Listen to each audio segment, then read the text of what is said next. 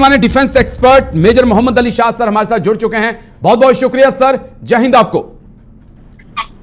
Major Mohammad Ali Shah sir ji, शुक्रिया sir. Major Mohammad Ali Shah sir, अलग अलग 5 तस्वीरें हमने दिखाई एससीओ के 5 अलग अलग देशों के रक्षा मंत्रियों से जब बातचीत हुई, रक्षा मंत्री राजनाथ सिंह की हाथ भी मिले, दिल भी मिले, लेकिन जब चीनी रक्षा मंत्री आए तो हाथ जोड़ दिया और कह दिया कि आप बैठ जाइए।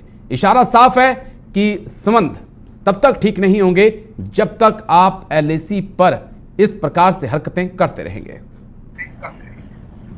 बिल्कुल राजेश जी, इसमें कोई शक की बात नहीं है। डिप्लोमेसी में ये सब छोटी छोटी बातें भी, बॉडी लैंग्वेज, आपका पहनावा, ये सब नोट किया जाता है और इसमें दिखाते हैं कि भाई क्या संबंध है हमारे और चीन के। जी हाँ, बिल्कुल सही किया हमारे डिफेंस मिनिस्टर राजनाथ सिंह साहब ने, बहुत ही सही किया। उन्होंने बोला भाई बैठ जाइए। भाई मुद्दे की बात करते हैं ना, हाथ मिलाने तो ना आए हैं चीन वाले, और ये ना ही किसी से हाथ मिलाते हैं भैया। मैं ये भी बोल दूं, चीन वाले अगर हाथ भी मिलाएंगे तो पीछे से छुरा खोपेंगे, और यहाँ पे हमको मालूम है उनकी रणनीति राजनीति क्या होती है। तो राजनाथ सिंह साहब ने बिल्कुल सही किया, बहुत दुरुस्त किया। उससे मैसेज भी साफ क्लियर हो गया, पूरे देश को, इनके प्रधानमंत्री, राष्ट्रपति, सब तक ऊपर तक खबर होगी कि भाई हाँ, ऐसा ही मेंट बिजनेस, मतलब काम की बात करते हैं भैया। क्यों 18 लेवल के टॉक्स हो रखे हैं, कोर कमांडर लेवल के टॉक्स हो रखे हैं, मतलब ये बात नहीं आते हैं। और ये चीन जो है, कभी भी इन्होंने किसी भी हमारे ट्रीटी का आदर नहीं करा हो, चाहे शिमला पैक्ट हो, चाहे पंचशील पैक्ट हो, चाहे किसी भी ट्रीटी का। भाई मुझ जैसे मेजर साहब जो बॉर्डर पे होते हैं, वहां पे जब झगड़ा हो जाता है हमारा और चीनी फौजियों का, तो बात एस्केलेट करते हैं। अब आप देखिए, कर्नल बाबू साहब और 20 हमारे बहादुर सिपाही जब शहीद हुए थे गलवान वैली में, तब सीओ साहब, कमांडिंग ऑफिसर के लेवल की बात हुई थी। फिर उसके बाद ब्रिगेड कमांडर, जीओसी, अब तो ये कोर कमांडर लेवल की 18 टॉक हुई है, घंटों, और कोई नतीजा निकला नहीं है, क्योंकि सब कुछ चीन के ऊपर डिपेंड है। The ball is in चाइना's court.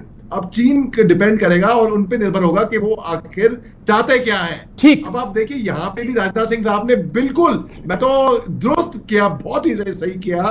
और कोई लेकिन चीनी रक्षा मंत्री मेजर मोहम्मद अली शाह साहब, चीनी रक्षा मंत्री इस एससीओ मीटिंग में राजनाथ सिंह से कहते नजर आए कि हम चाहते हैं कि आप सैन्य और सीमा के जो मुद्दे हैं उसे अलग रखिए, और जो द्विपक्षीय मुद्दे हैं, चाहे व्यापार है या दूसरे मुद्दे हैं, उस पर आगे बढ़िए। लेकिन भारत ने साफ कर दिया कि सीमा पर तनाव और अच्छे संबंध और व्यापार एक साथ नहीं हो सकता।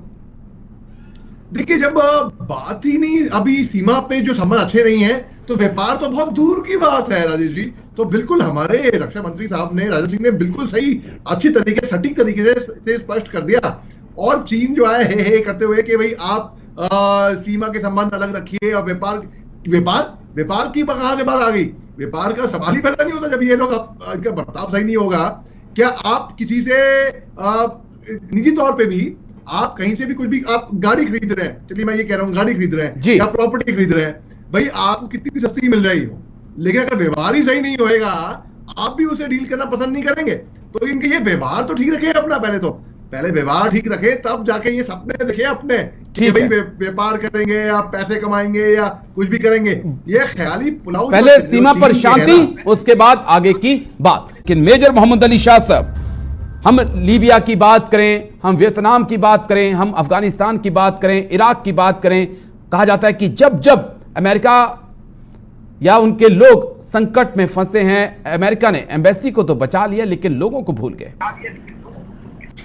तो मेरे को ताजुब नहीं है इस बात का कि अमेरिका की ये मेंटालिटी है, मेरे को ताजुब नहीं है, मगर मेरे को दुख भी हो रहा है बाकी के जो उनके अमेरिकी वहां पे फंसे हुए हैं, उनको नहीं निकाला। बड़ा ताजुब हो रहा है, केवल 70 लोग निकाले तकरीबन एम्बेसी का स्टाफ। तो यानी कि बाकी क्या हुए? हिंदुस्तान, देखिए हम लोग इतने अमीर देश नहीं है जी, लेकिन हमारा दिल बहुत बड़ा है, और इसके लिए ना पैसे की जरूरत होती है, ना रिसोर्सेज की, नियत, इंटेंशन, आपकी चाहत क्या है उसकी जरूरत पड़ती है, और जो कि हिंदुस्तानियों के पास में है, बिल्कुल है। हिंदुस्तानियों ने, आपने जो आपने डेटा दिया, बहुत सही किया, बताया आपने बताया कि अगस्त 2021 में ऑपरेशन देवी शक्ति चलाया था, बहुत ही कामयाब हुआ था। आपने बताया कि मई 2021 में ऑपरेशन समुद्र हुआ था। टेंशन है अपने लोगों की सर, आम से लेकर खास तक सबकी टेंशन भारत सरकार और भारतीय सेना को। 1 साल से रूस यूक्रेन के बीच जंग जारी, और हम सीधा मेजर मोहम्मद अली शाह सर के पास चलते हैं। मेजर मोहम्मद अली शाह सर, अजीब सा फैसला है लेकिन पुतिन का फैसला है। पुतिन ने फैसला किया है कि डोनबास का इलाका है या जो इलाके वो जीत रहे हैं वहां पर अब रूसियों को बसाया जाएगा, ताकि जो यूक्रेनी सोच है उसे ही बदल के रख दिया जाए। जी बिल्कुल, इसमें कोई शक की बात नहीं है, लेकिन प्रेसिडेंट पुतिन साहब शायद भूल चुके हैं ये बात कि जंग की शुरुआत में 24 फरवरी से एक दिन पहले ही उन्होंने घोषित किया था डोनबास के इलाके, दोनों इलाके डोंबास और डोनेट्स्क दोनों को उन्होंने इंडिपेंडेंट घोषित किया था। और उन्होंने उसी टाइम पे मैं कहूंगा कि डोनबास के इलाकों को उसी टाइम पे कब्जा कर दिया था एक तरीके से। अब वो बोल रहे हैं कि वो अब कब्जा कर रहे हैं, तो मेरे को ये बात थोड़ी हजम नहीं हुई, क्योंकि वो ऑलरेडी ये कर चुके थे ये कार्रवाई। अब बात ऐसी है कि ये जंग कब रुकेगी? ये जंग रुकेगी ही नहीं कब तक, ये चलती रहेगी, क्योंकि वेस्टर्न पावर जो है वो आग में घी डालने का काम करेंगे और यूक्रेन हार नहीं मानेगा। हाँ, रूसी जो है अपने नागरिकों को बताते रहेंगे यूक्रेन में तुम जाओ वहां पे बसो। अब जो आम नागरिक जा रहा होगा उसको भी अपनी जान की परवाह होगी ना, उसको भी अपनी जान की फिक्र होगी। आप देख लीजिए सुदान में, जो हमने बताया कि सुदान में ही ऑपरेशन कावेरी में इतना सक्सेसफुल हुआ है, लेकिन सुदान में ही जो हिंदुस्तानी वहां से आए बता रहे थे, एक कन पट्टी पे बंदूक रख दी थी, बोला अपने मोबाइल लैपटॉप अपने प्रेशियस आइटम हमको दो। ये होता है ऐसा, वहां पे सिविल वॉर है, यहाँ पे तो प्रॉपर जंग छिड़ी हुई है। अब आप देखिए कौन सा रूसी निवासी चाहेगा कि वो जाके अभी इस जंग के बीच में यूक्रेन में बस जाए? कोई सही दिमाग का आदमी, जो बैलेंस राइट थिंकिंग आदमी तो नहीं जाएगा वहां। बिल्कुल सर। अब वो चाहता है रूस के भाई यूक्रेन को शामिल कर दे और एक तरीके से ऐलान कर दे यूक्रेन रूस का ही तो हिस्सा था वैसे जी। 91 से पहले, डिसइंटीग्रेशन ऑफ यूएसआर से पहले यूक्रेन यूएसआर का ही हिस्सा था, फिर ये अलग हुए। अब बात ऐसी है कि क्या यूक्रेन घुटने टिक देगा और क्या यूक्रेन चुपचाप से रूस में शामिल हो जाएगा? क्योंकि आप देखिए यूक्रेन ने जंग लड़ा है, ठीक है, वेस्टर्न पावर्स भी उसको, नेटो राष्ट्र खासतौर से उनको सहयोग कर रहे हैं, वो मदद है, मदद बोलेंगे उसको, ये आग में घी डालने का काम करेंगे, मैं नहीं जानता। लेकिन कई सारे रूस और यूक्रेन के बीच में जो मिसाइल, जो रॉकेट्स हो रहे हैं, जो पाकिस्तान की मिसाइल से जो रॉकेट्स थे वो फुस भी हो रहे हैं। बिल्कुल सर, यानी कि लगभग 30,000 से ज्यादा सैनिक अब ट्रेनिंग लेके यूक्रेन पहुंच चुके हैं। मेजर मोहम्मद अली शाह सर, 1550 से ज्यादा बख्तरबंद गाड़ियां, 250 से ज्यादा टैंक और साथ ही 30 से 40 हजार जवान नई ट्रेनिंग के साथ व्लादिमीर पुतिन की सेना के सामने। क्या उम्मीद की जाए कि ये जो गर्मियां हैं ये निर्णायक साबित होंगी दोनों देशों के बीच? राजेश जी, बड़ा अच्छा सवाल है आपका। देखिए, एक बात और मैं यहाँ पे जोर दूंगा कि क्वांटिटी, यानी कि कितनी तादाद है, वो इतनी जरूरी नहीं है। क्वालिटी कितनी इफेक्टिव है, उस तादाद भले ही कम तादाद हो, लेकिन वो तादाद, आप यूक्रेन को देखिए, छोटा सा देश, लेकिन इतनी बड़ी जंग लड़ गया इतने बड़े देश के साथ। तो क्वांटिटी या आंकड़े जरूरी नहीं है कि बहुत बड़े हो, क्वालिटी। अब आप देखिए फुस हो रहे हैं रॉकेट जी, रॉकेट इतने लगा दिए, मेरी तरफ से 1000 रॉकेट ले आओ, 1,00,000 रॉकेट ले आओ, अगर सबके सब फुस होंगे, अरे दीवार, एक आम एग्जाम्पल देता हूं मैं, बड़ा सरल उदाहरण देता हूं। लेकिन नाटो ने ट्रेनिंग दी है सर इन सैनिकों के, कुछ तो असर पड़ेगा, क्योंकि इससे पहले इतना एक्सपीरियंस यूक्रेन के सैनिकों के पास नहीं था। लेकिन नाटो देशों ने अगर ट्रेनिंग दी है, टैंक दिए हैं, तो क्या इसका असर इस जंग पर पड़ेगा? जी, नाटो नेशन ने अगर ट्रेनिंग भी दी है, टैंक भी दिए हैं, हथियार भी दिए हैं, और बुलेट प्रूफ जैकेट्स भी दिए हैं, हेलमेट्स भी दिए हैं, और कई अन्य चीजें जो इक्विपमेंट दिया है। आप देखिए किसी को भी, राजेश जी, कहां तक, कुछ एक सीमा होगी, एक मर्यादा होगी, एक हद होगा। आप कब तक आप किसी को की मदद करते रहेंगे, आप देते रहेंगे, और जो सप्लाई कर रहा है, अरे मैं तो कहता हूँ रोड जो कंस्ट्रक्शन होती है, हाईवे, मैं कहीं पे एक पर्टिकुलर प्रोजेक्ट की बात नहीं कर रहा हूँ, पर्टिकुलर देश की बात नहीं कर रहा हूँ, ऐसे कंस्ट्रक्शन में कहीं ना कहीं क्वालिटी प्रेफर करती है।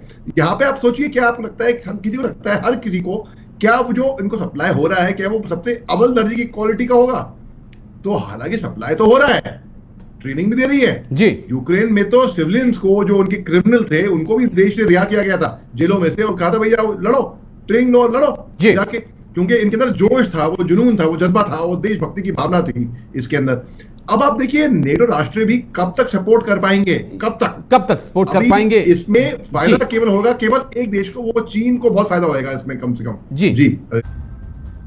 पाकिस्तान ने यूक्रेन को दिया बड़ा धोखा। यूक्रेन युद्ध में फुस साबित हो रहे पाकिस्तान के रॉकेट की घटिया क्वालिटी से परेशान यूक्रेनी सेना। इन जो खबरें सामने आ रही हैं उसके अनुसार ये तो उस बम की तरह है सर, जो दिवाली के अगले दिन फोड़े जाते हैं, सुबह फुस हो जाते हैं। आपने बिल्कुल सही कहा राजेश जी। ये मेरे को बहुत हंसी भी आ रही है और दुख भी हो रहा है, क्योंकि देखिए ऐसा धोखा बिल्कुल, और इसमें मैं यूक्रेन को भी काफी हद तक जिम्मेदार ठहराऊंगा। उनको भरोसा कैसे हो गया पाकिस्तान के अंदर कि पाकिस्तान की क्षमता भी ये है कि वो हमको रॉकेट पे आपने जो दिवाली का जो एनर्जी दी है, उदाहरण दिया, जो खुश हो जाते हैं कि भाई लोग उसको उम्मीद करते हैं कि ये बहुत खिलेंगे, मगर खुश हो जाते हैं। बस वही इनके रॉकेट सब खुश हो रहे हैं क्योंकि ये पाकिस्तान के है ना, इसलिए। और मैं ये किसी नफरत की या भेदभाव से नहीं कह रहा है, दुश्मनी से नहीं कह रहा, पाकिस्तान से जो रियलिटी है, जो हकीकत की बात है, बस वही रिपोर्ट कर रहा हूं, वही बता रहा हूं मैं आपको। आप देखिए पाकिस्तान के रॉकेट यूक्रेन में फुस हो गए, तो यानी कि पाकिस्तान में के रॉकेट जितने भी हैं, अगर हम उन पे करें कुछ, दबा दें उनको, दबोच लें, तो उनके फुस भी वहां पे भी होंगे। पाकिस्तान वैसे भी इनकी कोई क्रेडिबिलिटी इनकी है ही नहीं जी। अब इंटरनेशनल कम्युनिटी में इनकी जगह सही और हो गई कि देखो भैया, ये अपने जो भाई है ना, बड़े भाई इनके, जो चीन जो है, जो डुप्लीकेट माल बनाता है, जिनका माल चलता भी नहीं है, सस्ता माल चलता है बिल्कुल, तो वो भी चलता है वैसे सस्ता माल भी। ठीक है, तो ऐसे कह सकते हैं कि पाकिस्तान के आतंकी कश्मीर में फुस हो गए और रॉकेट हथियार जो है यूक्रेन में फुस हो गए। सर आपने बिल्कुल सही फरमाया, बिल्कुल सही फरमाया आपने जी, 100% की बात करी आपने। चलिए, बहुत बहुत शुक्रिया आज ग्लोबल ब्रेकिंग में मेरे साथ हिस्सा बनने के लिए, बहुत बहुत शुक्रिया सर आपका। तो आज ग्लोबल ब्रेकिंग में मेरे साथ इतना ही।